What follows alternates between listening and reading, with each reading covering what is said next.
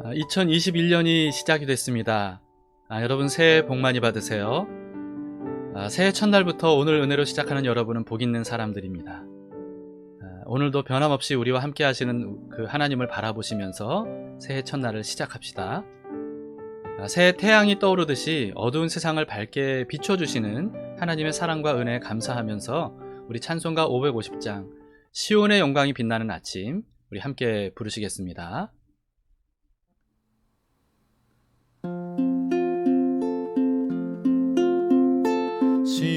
시온의 영광이 빛나는 아침 어둡던 이 땅이 밝아오네.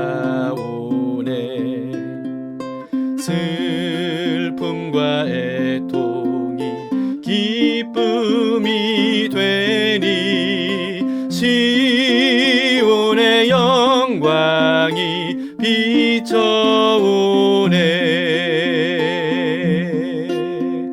시온의 영광이 빛나는 아침 매였던 종들이 돌아오네.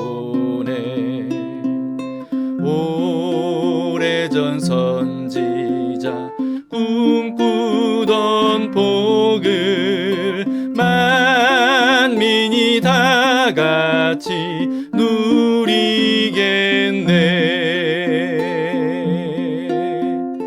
보아라 광야에 화초가 피고 말랐던 시냇물 흘러오네.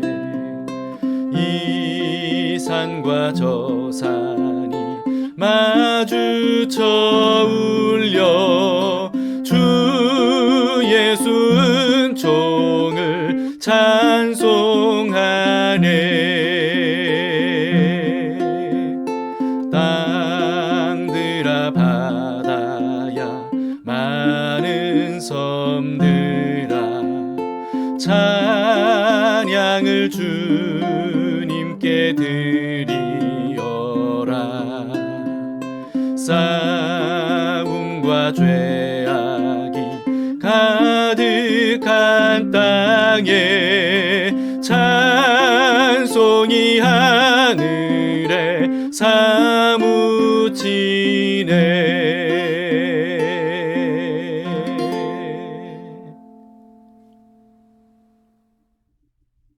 새해 첫 번째 우리가 묵상할 말씀은 누가복음 1장 1절에서 25절입니다. 누가복음 제1장. 우리 중에 이루어진 사실에 대하여 처음부터 목격자와 말씀에 일꾼된 자들이 전하여 준 그대로 내력을 저술하려고 붓을 든 사람이 많은지라. 그 모든 일을 근원부터 자세히 미루어 살핀 나도 데오빌로 각하에게 차례대로 써보내는 것이 좋은 줄 알았노니 이는 각하가 알고 있는 바를 더 확실하게 하려 함이로라. 유대왕 헤롯 때에 아비야 반열의 제사장 한 사람이 있었으니 이름은 사가랴요. 그의 아내는 아론의 자손이니 이름은 엘리사벳이라. 이 두 사람이 하나님 앞에 의인이니 주의 모든 계명과 규례대로 흠이 없이 행하더라. 엘리사벳이 잉태를 못하므로 그들에게 자식이 없고 두 사람의 나이가 많더라. 마침 사가랴가 그 반열의 차례대로 하나님 앞에서 제사장의 직무를 행할세 제사장의 전례를 따라 제비를 뽑아 주의 성전에 들어가 분향하고 모든 백성은 그 분향하는 시간에 밖에서 기도하더니 주의 사자가 그에게 나타나 향단 우편에 선지라. 사가랴가 보고 놀라며 무서워하니 천사가 그에게 이르되 사가랴여 무서워하지 말라. 너희 간구함이 들린지라. 내 아내 엘리사벳이 내게 아들을 낳아주리니 그 이름을 요한이라 하라. 너도 기뻐하고 즐거워할 것이요 많은 사람도 그의 태어남을 기뻐하리니 이는 그가 주 앞에 큰 자가 되며 포도주나 독한 술을 마시지 아니하며 모태로부터 성령의 충만함을 받아 이스라엘 자손을 주 곧 그들의 하나님께로 많이 돌아오게 하겠습니다. 그가 또 엘리야의 심령과 능력으로 주 앞에 먼저 와서 아버지의 마음을 자식에게, 거스르는 자를 의인의 슬기에 돌아오게 하고 주를 위하여 세운 백성을 준비하리라. 내가 이것을 어떻게 알리요? 내가 늙고 아내도 나이가 많으니이다. 나는 하나님 앞에 서 있는 가브리엘이라. 이 좋은 소식을 전하여 내게 말하라고 보내심을 받았노라. 보라, 이 일이 되는 날까지 내가 말 못하는 자가 되어 능히 말을 못하리니, 이는 내가 내 말을 믿지 아니함이거니와 때가 이르면 내 말이 이루어지리라. 백성들이 사가랴를 기다리며 그가 성전 안에서 지체함을 이상히 여기더라. 그가 나와서 그들에게 말을 못하니 백성들이 그가 성전 안에서 환상을 본 줄 알았더라. 그가 몸짓으로 뜻을 표시하며 그냥 말 못하는 대로 있더니 그 직무의 날이 다 되매 집으로 돌아가니라. 이후에 그의 아내 엘리사벳이 잉태하고 5달 동안 숨어 있으며 이르되, 주께서 나를 돌보시는 날에 사람들 앞에서 내 부끄러움을 없게 하시려고 이렇게 행하심이라. 복음서로 한 해를 시작하게 돼서 참 기쁩니다. 누가복음을 통해서 예수님을 직접 만나는 것 같은 그런 생생한 감동이 있기를 바랍니다. 누가복음은 세례 요한의 탄생 배경으로 시작이 됩니다. 세례 요한은 혈통적으로 예수님과 친척 관계였는데요. 예수님보다 6개월 먼저 태어났습니다. 세례 요한의 탄생도 굉장히 특별했습니다. 제사장 사가랴는요, 이미 늙었지만 자식이 없었어요. 그리고 아내인 엘리사벳은 이미 폐경이 된 상태였습니다. 나이가 많아서 그런 거죠. 당시에는 자식을 낳지 못하는 것이 굉장히 큰 불행이면서 저주로 여겨졌던 그런 시대입니다. 그러니까 얼마나 이 사가랴와 엘리사벳 부부가 많이 힘들고 어려웠겠습니까? 근데 어느 날 사가랴가 제사장 직무를 위해서 성전에 들어가서 분향을 할 때 이 성전 안에 분향단 오른쪽에 가브리엘 천사가 나타난 겁니다. 너무나도 깜짝 놀란 사가랴가요, 벌벌 떨면서 두려워하고 있었어요.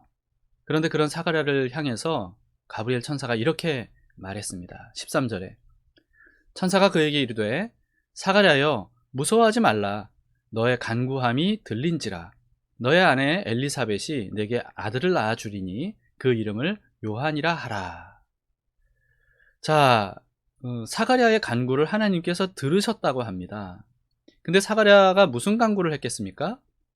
당연히 자식 달라는 간구였을 것이죠. 그러니까 자식을 주겠다라고 하는 그런 응답을 오늘 하시는 거 아니겠습니까? 자, 그런데 사가랴는 그런 아들 달라는 간구를 언제 했을까요? 아마도 엘리사벳이 폐경되기 전까지 그렇게 간구했을 겁니다. 왜냐하면 오늘 본문에 보시면 천사 가브리엘이 아들을 낳을 것이다 라고 이렇게 하니까요, 사가랴가 믿지 못했습니다. 18절에 보시면 사가랴가 천사에게 이르되, 내가 이것을 어떻게 알리요? 내가 늙고 아내도 나이 많으니이다. 자, 그러니까 사가랴는요, 아내가 폐경되기 전까지는 아들을 달라고 많이 간구했을 거예요. 그런데 아내가 폐경이 되니까 이제는 가망이 없다, 그렇게 생각하고 기도를 포기했던 거죠. 그런데 이제서야 그 간구를 하나님께서 들으셨다면서 아들을 낳게 될 것이라고 하시니까, 그러니까 사가랴는요, 하나님께서 자기 기도를 들어주시기에는 너무 늦었다라고 생각을 했던 거예요. 이제야 아들 주시겠다고요? 뭔가 하나님 착오가 있으신 것 같습니다. 너무 늦으셨습니다. 저와 제 아내는 아들을 낳을 가능성이 이제는 더 이상 없는 상태가 되어버렸습니다. 이런 식으로 생각을 했던 거 아니겠어요? 자, 그러니까 가브리엘이요, 그런 사가랴를 책망합니다. 그리고는 아들을 낳을 때까지 1년간 벙어리가 될 것이다, 이렇게 말하죠. 본문 6절에 보면 사가랴 부부에 대해서 이렇게 기록을 하고 있습니다. 이 두 사람이 하나님 앞에 의인이니 주의 모든 계명과 규례대로 흠이 없이 행하더라. 여러분, 이렇게 의롭고 그리고 모든 계명과 규례를 흠이 없이 행하는 두 사람으로 인정받았던 이 사가랴, 그런 사가랴인데도 불구하고 하나님의 말씀을 제대로 믿지 못했다고 하는 겁니다. 그런데 여러분, 어디 사가랴뿐이겠습니까? 우리 역시 하나님께 간절히 기도는 하면서도 그냥 우리 수준의 응답으로 제한하는 그런 믿음 정도가 아닌가요? 하나님을 제대로 믿고 있지 못하는 그런 믿음인 거죠. 내가 기대했던 때가 지나가면 이미 늦었기 때문에 더 이상 가망이 없다, 그렇게 생각하고 기도조차 포기하고요. 하나님께서 결국은 응답하지 않으셨다라고 이렇게 결론을 내리고 있지 않습니까? 여러분, 그러나 하나님은 시간의 구애를 받지 않으실 뿐만 아니고요, 가장 좋은 때가 언제인지 우리보다 훨씬 더 잘 아시는 분입니다. 하나님은 그때 응답하신다는 겁니다. 지난주 성탄절에 오늘 은혜를 통해서 나사로가 죽은 지 4일이 지나서야 도착하신 예수님에 대한 이야기를 함께 나누었습니다. 인간은 유한한 존재이기 때문에 때를 놓치면 불가능한 일들이 많습니다. 그러나 하나님께는 이미 늦었다는 개념 자체가 없습니다. 오히려 이미 늦었다고 생각될 그때 비로소 모든 상황을 역전시킬 놀라운 일을 행하시는 분이 바로 우리가 믿는 하나님입니다. 그렇기 때문에 기도했다면 기도 응답의 때와 방법조차 모두 다 우리 하나님께 믿고 맡기도록 합시다. 하나님께서 사가랴의 오랜 간구에 이제서야 응답하신 이유는요, 앞으로 탄생할 아기가 굉장히 특별한 일을 할 사람으로 선택되었기 때문입니다. 그래서 이렇게 폐경된 이후에 정말 생물학적으로 물리적으로는 불가능한 때에 하나님께서 아기를 주심으로써 이 아기가 얼마나 특별한 일을 행할 아이인가 라고 하는 것을 각인시켜 주시기 위해서였죠. 오늘 본문의 14절에서 16절을 보시면, 너도 기뻐하고 즐거워할 것이요 많은 사람도 그의 태어남을 기뻐하리니 이는 그가 주 앞에 큰 자가 되며 포도주나 독한 술을 마시지 아니하며 모태로부터 성령의 충만함을 받아 이스라엘 자손을 주 곧 그들의 하나님께로 많이 돌아오게 하겠습니다. 자, 여러분, 이 가브리엘 천사의 말을 들은 사가랴는 단번에 탄생할 아기가 나실인으로 선택된 아기라는 것을 알았을 거예요. 나실인이 어떤 사람입니까? 거룩하게 구별된 자라고 하는 뜻이 바로 나실인이라고 하는 뜻인데요, 예수님의 고향인 나사렛과 같은 어원입니다. 율법에 의하면 어떤 사람이 일정 기간 하나님께 나실인으로 살기로 서원을 할 수가 있는데요, 그 기간 동안에는 3가지를 반드시 지켜야 됩니다. 첫 번째는 포도주와 독한 술을 끊어야 됩니다. 그리고 두 번째는 머리털을 자르면 안 됩니다. 그리고 세 번째는 시체나 사체와 접촉해서는 안 됩니다. 자, 이 나실인의 기본 기간은 30일간인데 그러나 기간은 또 자신이 정할 수도 있습니다. 그런데 태어날 때부터 평생 나실인으로 선택되었던 사람들이 있습니다. 성경에 단 3사람이 나오는데 삼손, 사무엘, 세례 요한입니다. 여러분, 이들은 이스라엘 전체에 막대한 영향을 끼쳐야 될 사람으로 선택되었던 사람들이었습니다. 그래서 태어날 때부터 하나님께서 나실인으로 선택하셨던 거죠. 그 중에 한 사람이 세례 요한인 거예요. 여러분, 그러니까 세례 요한이 얼마나 중요한 역할을 위해 선택된 사람인가 라고 하는 것을 우리가 알 수 있습니다. 그런데 이제는 여러분, 우리 모두도 사실은 나실인으로 선택된 사람들이라는 것을 알아야 됩니다. 우리 모두가 나실인으로 선택된 사람들입니다. 세례 요한 이후에 예수님을 믿고 거듭난 사람들은 모두 다 나실인이 되었습니다. 우리는 나실인처럼 거룩하게 구별된 사람들로 부르심을 받았다는 거예요. 나실인의 히브리어인 나지르가 거룩하게 구별된 사람이라고 하는 뜻이거든요. 근데 신약 성경에 성도라고 쓰여진 그 성도를 의미하는 헬라어 하기오스가 바로 거룩하게 구별된 사람이라는 뜻입니다. 그러니까 히브리어 나지르를 번역하면, 헬라어로 번역하면 하기오스라고 하는 거죠. 그러니까 거룩하게 구별된 사람이라는 동일한 의미라는 겁니다. 근데 우리가 그렇기 때문에 성도이므로 나실인과 같은 사람이라는 겁니다. 별로 와닿지 않으신가요? 여러분, 세례 요한이 하나님의 특별한 기적을 통해 탄생한 것처럼 우리도 성령님으로 인해 이전과는 완전히 다른 사람으로 거듭나게 된 것, 여러분, 이것은 놀라운 기적입니다. 불가능한 일을 하나님께서 행하셨던 거예요. 예레미야서 13장 23절에 이렇게 말씀합니다. 구스인이 그의 피부를 표범이 그의 반점을 변하게 할 수 있느냐? 할 수 있을진데 악에 익숙한 너희도 선을 행할 수 있으리라. 구스인은 아프리카 사람이기 때문에 흑인이었습니다. 그런 흑인의 피부를 변하게 할 수 없다는 거죠. 표범도 그의 반점을 변하게 할 수 없다는 거예요. 이것은 태생적으로 불가능한 일이라는 겁니다. 그런데 그걸 할 수 있다면 악에 익숙한 너희도 선을 행할 수 있을 거다. 이건 무슨 뜻입니까?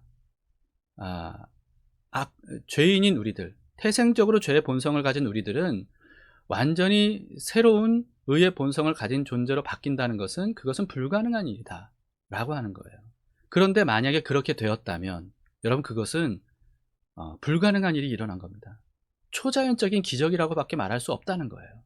그런데 하나님은 이렇게 우리 모두를 특별한 존재로 거듭나게 하시려고 아들 예수님을 보내주셨습니다. 그리고 그 예수님을 통해 이 불가능한 일을 행하셨던 거예요.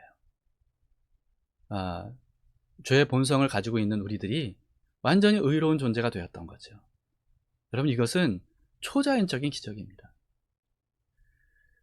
그렇기 때문에 우리는 하나님께 특별히 선택된 나시린 같은 그런 정체성을 가진 구별된 사람으로서 이 세상을 살아가면서 품위 있게 살아갈 수 있기를 바랍니다. 여러분 그리고 세례 요한처럼 예수님의 길을 예비하면서 모든 사람들에게 예수님이 구세주이심을 알리는 그런 왕 같은 제사장으로서의 역할을 우리가 잘 감당할 수 있기를 바랍니다. 사람의 생각을 초월하시는 하나님의 기적으로 우리를 구원하시고 거룩한 제사장으로 선택해 주신 것에 대해서 우리 감사하는 마음으로 나 주님의 기쁨 되기 원하네 함께 고백하며 부르시겠습니다.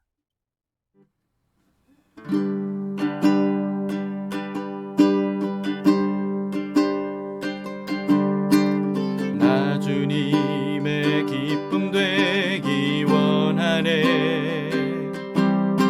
내 마음을 새롭게 하소서. 새 부대가 되게 하여 주사. 주님의 빛 비추게 하소서. 내가 원하는 한 가지 주님의 기쁨이 되는 것. 내가 원하는 한 가지 주님의 기쁨이 되는 것.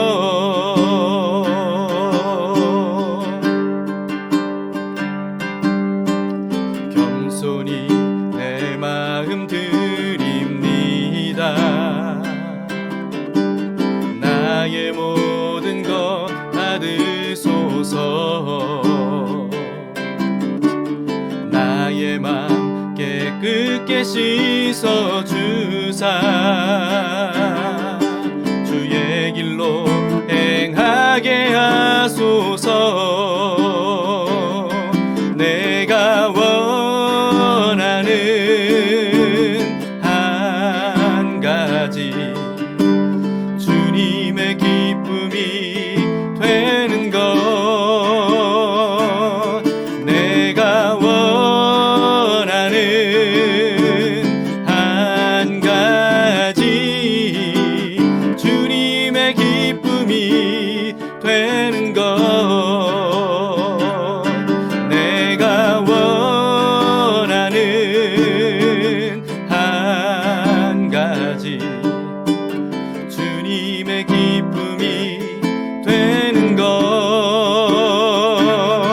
내가 원하는 한 가지 주님의 기쁨이 되는 것.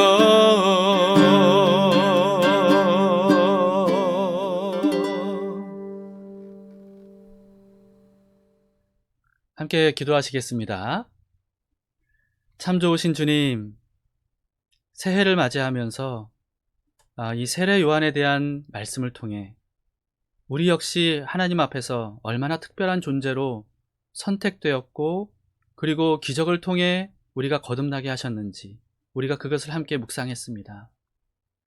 우리로서는 도저히 될 수 없는 그런 존재가 되었음을 감사합니다. 죄인인 우리가 정말 예수 그리스도를 통하여서 하나님의 자녀가 될 수 있다니요. 그로 인하여서 우리가 그 권세를 누릴 수 있게 되었다는 것이 얼마나 놀라운 일인지 모릅니다. 그 일들을 행하신 주님께 감사와 찬양과 영광을 올려드립니다. 하나님, 그런 정체성을 가지고 우리가 살아가기를 원합니다. 이제는 세상과 구별된 사람으로 살아갈 수 있도록 도우시고, 또 특별히 하나님께 부여받은 그 사명을 위해 선택된 사람임을 기억하며 왕같은 제사장으로, 거룩한 나라로, 하나님의 소유된 백성으로 살기에 부족함이 없도록 우리를 이끌어 주시옵소서. 하나님, 올 한 해 시작하면서 정말 이런 정체성이 우리 안에 확고하게 자리 잡기를 원합니다. 하나님 안에 있는 우리가 어떤 존재인지를 언제나 잊지 않고 깨달을 수 있도록 도우시며, 그래서 그 정체성을 가지고 하루하루 살아갈 때 하나님의 나라가 우리 삶에 이루어지고, 그리고 나를 통하여서 하나님의 나라가 많은 사람들에게 증거되는 그런 삶을 우리가 한 해 동안 살아갈 수 있기를 바라오니, 하나님 우리를 도우시고 우리에게 성령 충만을 주시고 하나님의 나라가 날마다 우리의 삶에 임할 수 있도록 주님 복의 복을 더해 주시옵소서. 올 한 해 주님 손에 맡깁니다. 우리의 삶을 신실하게 인도하실 주님 감사하며 찬양하며 예수님 이름으로 기도합니다. 아멘. 자, 여러분, 올 한 해 또 첫 기도 제목을 여러분들에게 두 가지 알려드립니다. 첫 번째, 새해 하나님과 더욱 가까워지고요, 하나님의 빛을 자연스럽게 뿜어내는 그런 한 해가 될 수 있도록, 그런 삶을 살 수 있도록 우리 함께 기도합시다. 그리고 두 번째, 올해에는 더욱더 담길교회가 하나님을 향해 시온의 대로가 열리고, 사람을 향해 사랑의 대로가 열리고, 세상을 향해 복음의 대로가 활짝 열릴 수 있도록 여러분 함께 기도해 주시기를 바랍니다. 담길교회의 정체는 바로 우리들 자신입니다.